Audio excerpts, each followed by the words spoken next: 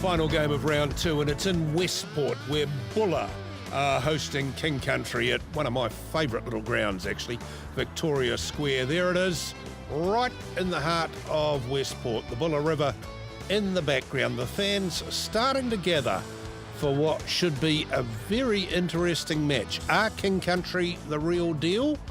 We'll know in 80 minutes' time. Here's Barry.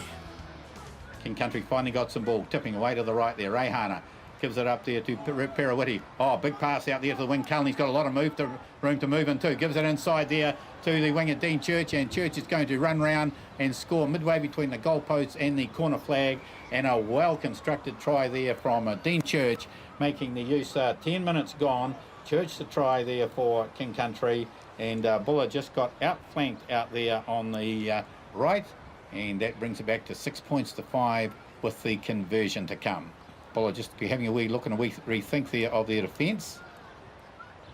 As Melnick goes into play at halfback, gets it straight up there to Lever, gives it to Godwin there. Godwin runs straight into a couple of the King Country players, trying to reach in and get it there. Still coming it back to the left here. Passed up there. Oh, Bonish, nice little kick through. Chasing through there is Tyler and Feso. Oh, Feso got it, is it? Yes, he has, and they will score, Buller. Well, Maifea, Taulu, Feso, the try, and he had no room to move. Robbie Bonish, the little kick through there, and Feso, the try, and Electra Services Buller back into the front by 14 points to 12 on the 30-minute metre mark. And Maifea, Taulu, Feso, what a lovely try there. Penalty to Buller. They did rip that away beautifully.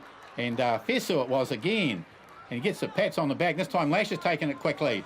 And Dykes inside one. He's over the 10-metre mark. He's got Reverter inside him. Puts a little kick down towards the King Country goal line. Racing back there is a big lock forward, Sherson. And Lash has taken it away from him. He's playing soccer, James Lash. He scored a goal. James Lash. Well, that was from a penalty inside Buller's 22. And James Lash has scored at the other end of the paddock with 39 gone on the clock.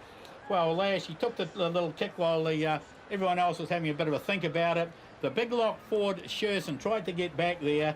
Lash put the little kick through. Sherson got back. He almost had it down, and he has scored just to the left of the goal post. Well, for anyone in the crowd who sat to talk to their neighbour about Buller getting the penalty, they would have missed that. Wells has converted that while I'm talking. So with that conversion at half-time at Victoria Square here, we have Electra Services Buller 21 leading King Country 12. Just only going across field at the moment, King Country. Midway 22 and a half way, and going through the middle there with the ball was Kay for King Country. Buller there trying to hold it up, right on their own 22-metre mark. Tipping's got it there. Good work there, King Country. And a little kick across field there, and back here as Wells. Knocked away from him, Dean Church. He'll be in as Mike Wells stands and looks at it. And Dean Church in for his third try. Son, if you're going to look at the ball, you're going to be lost. 4 minutes into the second half, and the third try of the afternoon to Dean Church. King Country, geez, Mike Wells just stood and waited for the ball to land in his hands. He's still standing there because it's not going to happen. Dean Church, the left winger, tipped it out of Wells's hands, collected it, and then just strolled over under the post. Tipping gets it again. He gets it this time again. It's a centre three-quarter thrust coming into it. It's taken down now on the tackle. 15 in from the Buller goal line. 15 in rather from this touch there. Trying to go forward. The King Country forwards now going to have a wee bit of a rumble. Tipping's got it. Gives it on the short side there to the number 8, who's just going to reach across the line and score. So Mabbett-Sowerby has scored with 11 minutes gone at Victoria Square. Mabbett-Sowerby, the fourth try of the afternoon for King Country. Well, Buller just not able to hold out the big fella there. Mabbett-Sowerby, 27 points to 21. Peeling Stevens gets it up there to Godwin. He has a leaper on his shoulder. Down to ground they go. A bit more there. Oh, straight through the hands of Zach Walsh. He's missed him. What's happened? Gone over the goal line. Oh, no, Bully, you've done it again. King Country trying to free it up there. And Ollie Kay's giving it back to him. He's dropped it. And someone has dived on it.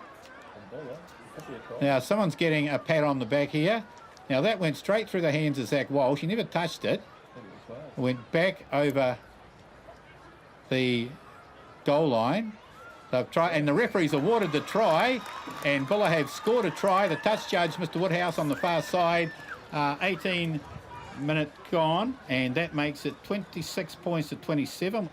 The big lock forward, Sherson plays at halfback, gives it up there to Kay. Kay has a drive for the line. He's half a metre short of the line. Picking it up, trying to work his way through this time, and the referee playing advantage. Is it Buller offside there? And goes up there to Perawiti. Loses it behind him there. Picked up there by Hounsell. Whips away around to the right. Tries to duck under the tackle of Stevens. Put on the ground. Slowly coming back to King Country. The clock is winding down. 39 minutes gone, we make it here. Trying to drive through the middle and drive for the line. Held up right on the line. And the referee's going to bring him back for that penalty. He was playing advantage. And King Country can steal this game right at the end. Vital kick for King Country. Moves in, he has kicked it. And the flags, the crowd, yes, they let you know on the far side. And it's all over here at Victoria Square.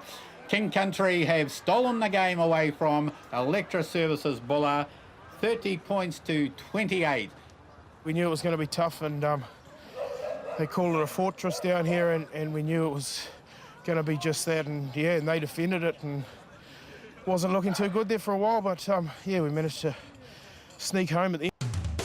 So the standout features in week 2 of this competition is 5 away wins from the team, only 1 home win. Wanganui, King Country remain unbeaten. North Otago also, they scored at the death. South Canterbury, only team to win at home, 40 points to 11 over Poverty Bay. Close results, and that means we're close on the scoreboard as well. King Country, look at that. 2 4-try bonus points to them, sees them ahead of Wanganui and North Otago. But it's close, isn't it? Mid-Canterbury, Horowhenua, Kapiti and Thames Valley make up that group. East Coast bringing up the rear, but don't count out South Canterbury, West Coast or Poverty Bay just yet. In fact, don't count out any of them.